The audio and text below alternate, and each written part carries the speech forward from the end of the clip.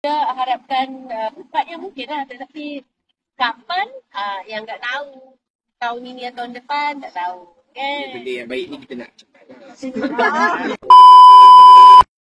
Alhamdulillah kot, saya rasa bahagia, tapi tak berani nak cakap bahagia ke apa kan.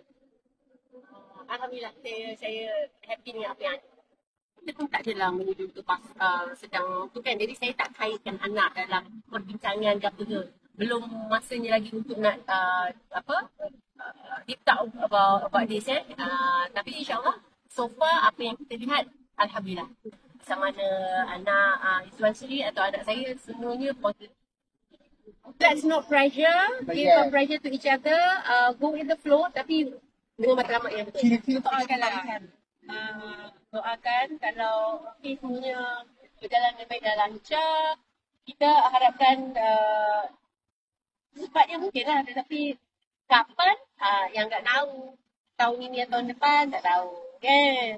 Benda yang baik ni kita nak cepat lah. Kalau benda baik Amin. tak tahu tahun ni ke tak tahu. Tak tahu. Pasal macam kita cakap lah mengenali. Lama sangat mengenali. Tak adalah. Sebenarnya nak kenal lama. Cuma nak mengenali ni baru. Jadi so far Alhamdulillah. So far apa yang mencari keserasian ke, apa yang dilihat tu ada chemistry. Lebihnya itu kita doa lah, kita berserah. Yelah.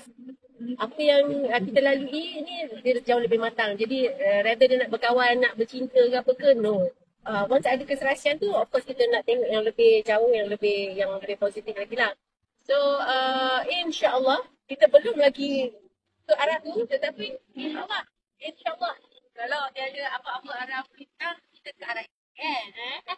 Ada special syarat ke apa tak ada.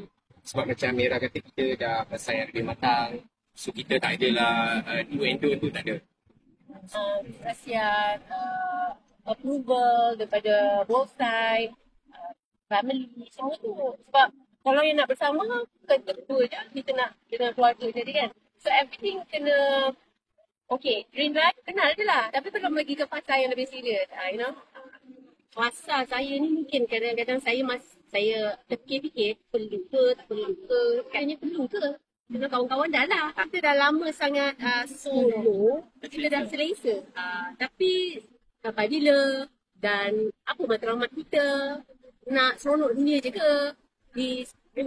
Benda-benda tu yang membuatkan kita back to basic balik lah.